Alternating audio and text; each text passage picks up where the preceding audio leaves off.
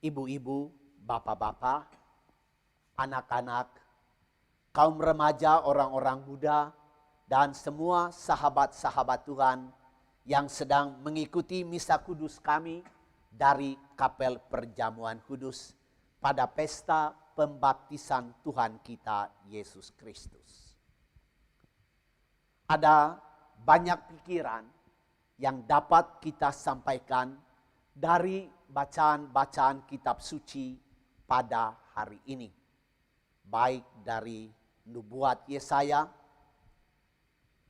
dari Rasul Santo Yohanes, suratnya, dan dari Injil Santo Markus. Tetapi sehubungan dengan tahun refleksi dari Keuskupan Agung Jakarta yang pada hari ini akan dibuka di seluruh paroki-paroki dan kapel di Keuskupan Agung Jakarta ini, maka hanya pikiran yang berhubungan dengan tema dari tahun refleksi itu yang kita coba renungkan bersama-sama, yaitu semakin mengasihi, semakin terlibat, dan semakin menjadi berkat. Untuk sampai kepada tema itu, saya ajak kita pertama-tama melihat peristiwa di Yordan. Ketika Tuhan datang dan minta Yohanes membaptisnya. Padahal Yohanes itu sudah bersaksi, saya membaptis kamu dengan air, tetapi dia yang akan datang sesudah aku, dia akan membaptis kamu dengan Roh Kudus. Yohanes menunjukkan perbedaan. Perbedaannya ialah membaptis dengan air, tandanya Yohanes menyadarkan orang supaya kembali kepada jalan Allah. Kembali kepada jalan Tuhan. Membaptis dengan air artinya Yohanes berupaya membawa orang kembali kepada Allah. Nah, ini Yohanes bisa buat. Tetapi dia memberi kesaksian bahwa yang satu ini saya tidak bisa buat. Itu dia yang lebih berkuasa daripadaku. Yang aku tidak layak membuka sepatunya, membuka kasutnya. Aku tidak layak itu. Dia itulah yang akan membaptis dengan Roh Kudus. Apa maksudnya? Yohanes mau mengatakan bahwa saya punya tugas menghantar orang kepada Allah. Tetapi membawa Allah kepada manusia, saya tidak bisa. Itu butuh dia yang lebih berkuasa daripadaku itu. Nah, jadi sebenarnya Tuhan Yesus itu datang ke Yordan, mestinya dia membaptis dengan Roh Kudus. Karena dia lebih berkuasa. Tetapi ternyata dia tidak membaptis pada waktu itu. Apa yang terjadi? Dia antri dengan orang-orang lain. Orang-orang lain yang harus bertobat. Seolah-olah Tuhan Yesus juga berdosa. Tetapi tidak. Ini salah satu adegan kerendahan hati. Bahwa yang ilahi yang tidak berbuat dosa mau berbaur dengan orang-orang berdosa. Antri bersama-sama dengan orang berdosa. Yang ilahi yang tidak berdosa tidak takut bercampur, tidak takut mendekati orang-orang yang terpuruk akibat dosa. Artinya apa? Tuhan kita yang ilahi itu mau mengambil bagian dalam kegelisahan kita, dalam ketakutan kita, dalam penderitaan kita akibat dari dosa-dosa kita.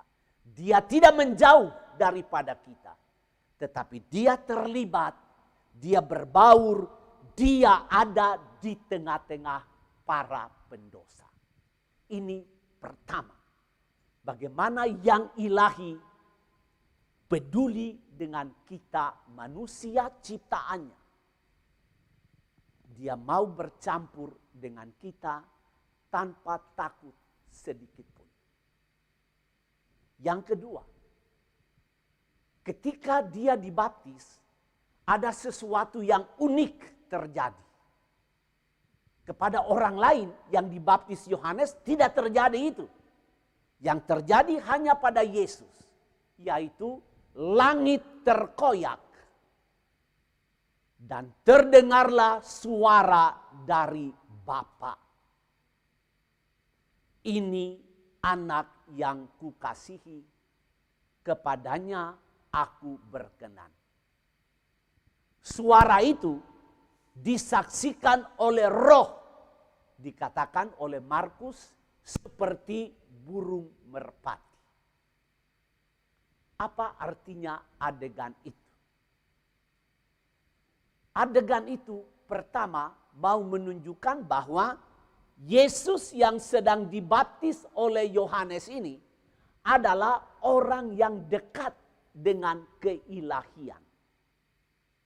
Tadi dia bercampur dengan orang-orang berdosa.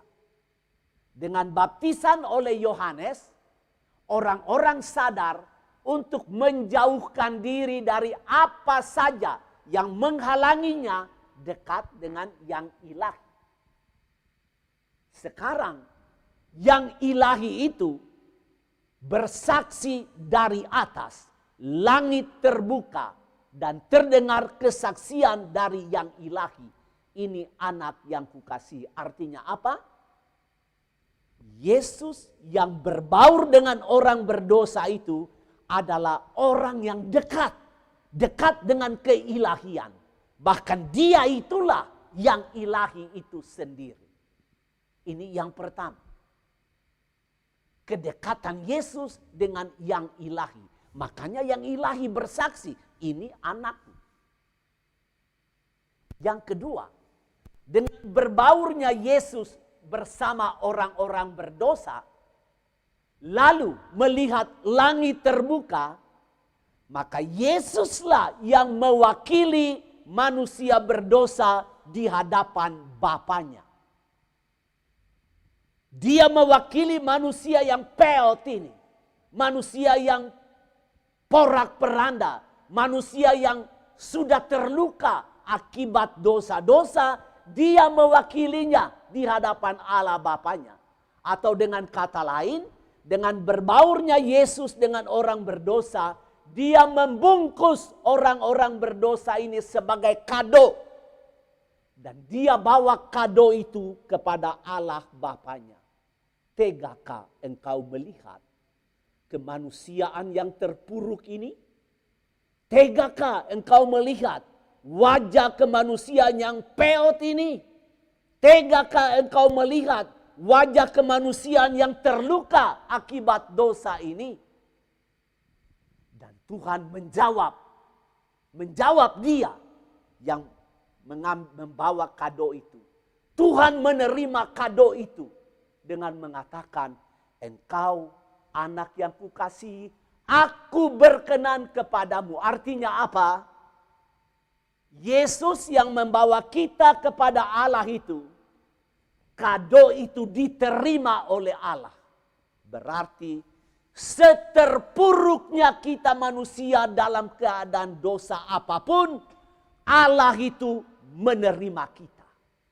Dia maha rahim, dia maha pengasih, panjang sabar, dan besar belas kasihannya.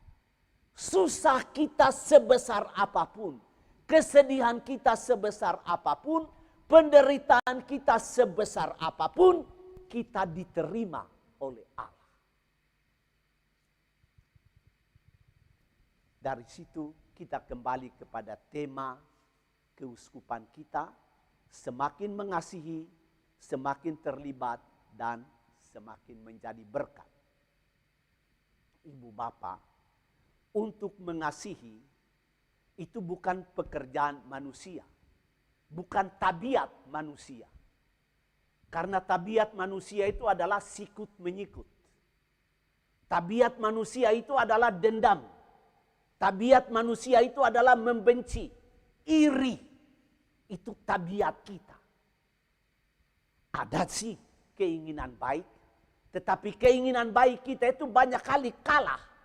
Kalah oleh kedagingan kita, kalah oleh nafsu kita, kalah oleh keduniawian kita. Jadi tabiat kita itu bukan tabiat mengasihi.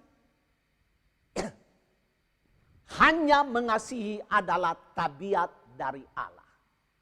Maka supaya kita bisa mengasihi gereja, mengasihi sesama kita, mengasihi Allah, kita mesti dekat dengan Allah. Dekat dengan Allah artinya membuka diri kita kepada karya roh, memberi ruang gerak supaya Roh Kudus bekerja di dalam diri kita. Supaya kita tidak terlalu kedagingan, tidak terlalu dikuasai nafsu, dan tidak terlalu duniawi. Ingat bahwa kita itu terdiri dari tubuh, jiwa, dan roh. Jadi jangan kita itu tubuh melulu. Jangan kita itu jiwa melulu. Tetapi juga harus ada kerohanian kita. Ini mesti menonjol juga. Jangan hanya urus terus tubuh. Tetapi tidak pernah urus rohani. Tidak pernah urus jiwa. Kita belajar dari situ. Untuk mengasihi Allah dan sesama. Untuk terlibat dalam berbelas kasih. Kita mesti belajar dari Dia yang mengasihi. Yang punya tabiat itu hanya mengasihi. Tidak ada kebencian. Tidak ada ketakadilan. Tidak ada dendam. Tidak ada iri padanya. Dan itu hanya pada Tuhan. Tabiat mengasihi adalah tabiat Allah. Allah adalah kasih. Kata Yohanes dalam suratnya. Nanti grup Efata akan menyanyi itu di persembahan. Allah adalah kasih. Allah tidak ada dendam. Allah tidak ada kebencian. Tidak ada. Yang ada pada Dia adalah kasih. Maka supaya kita bisa mengasihi, kita mesti dekat dengan Dia. Dan itu Yesus memberi contoh kedekatan Yesus dengan yang ilahi. Baru kalau kita dekat dengan yang ilahi, kita bisa mengasihi yang mendorong kita terlibat. Keterlibatan kita itu bukan hanya terlibat dengan orang-orang yang sedarah dengan kita. Tidak. Bukan hanya terlibat dengan orang yang seagama dengan kita. Tidak. Bukan hanya terlibat dengan orang sesuku, seetnis dengan kita, sepaham dengan kita. Tidak. Kita harus terlibat dengan semua orang. Bahkan dengan musuh-musuh kita pun kita mesti belajar merangkul mereka. Dan inilah keterlibatan yang dikuasai oleh kasih. Keterlibatan yang tidak dikuasai oleh kasih, itu berarti kita akan menyingkirkan orang yang tidak sepaham dengan kita. Orang yang tidak segolongan dengan kita. Orang yang tidak sedarah dengan kita. Orang yang tidak sealiran dengan kita. Itu akan disingkirkan. Tetapi itu bukan kasih yang sejati. Kasih yang sejati mendorong kita terlibat dengan semua orang seperti Yesus yang ilahi yang tidak berdosa berbaur dengan orang-orang berdosa. Ini keterlibatan yang sejati. Dan karena mengasihi membuat kita terlibat yang benar, terlibat holistik, terlibat universal, bukan terlibat parsial hanya kepada orang yang saya suka, hanya kepada orang yang sepaham dengan saya, hanya kepada orang yang berbuat baik kepada saya. Ini keterlibatan parsial. Kita harus terlibat universal, termasuk orang-orang yang tidak suka dengan kita. Kita harus terlibat bersama mereka juga, merangkul mereka. Nah, mengasihi, terlibat seperti begitu, itu yang membuat kita menjadi berkat bagi orang lain. Menjadi berkat bagi orang lain artinya apa? Kita hanya bicara yang baik-baik tentang orang lain itu. Membawa berita-berita baik kepada orang lain itu. Dan membawa berita itu bukan hanya dari mulut kita. Diri kita adalah message itu. Diri kita adalah WA itu. Diri kita adalah line itu. Diri kita adalah SMS itu. Diri kita adalah YouTube itu. Jadi bukan berita dari mulut kita. Sendiri ini. Diri kita sendiri adalah berita baik, berkat baik bagi orang lain. Itu artinya memberkati. Membawa berkat. Banyak kali kita selalu bilang Tuhan memberkati, Tuhan memberkati, Tuhan memberkati. Tetapi setelah kita balik belakang kita mulai mengutuk dia. Kadang-kadang lidah kita itu gampang mengucapkan berkat. Tetapi hati kita itu merancang permusuhan. Merancang perang. Ini tidak benar. Ibu bapak, saudara-saudari. Mari kita semua pada tahun refleksi ini mendukung gereja di keuskupan kita. Supaya kita betul-betul belajar saling mengasihi. Belajar untuk terlibat universal, bukan parsial. Bukan untuk kelompok-kelompok, tetapi untuk semua orang. Dan kita menjadi berkat artinya diri kita menjadi kabar baik bagi siapa saja yang kita jumpai dalam hidup kita ini. Amin.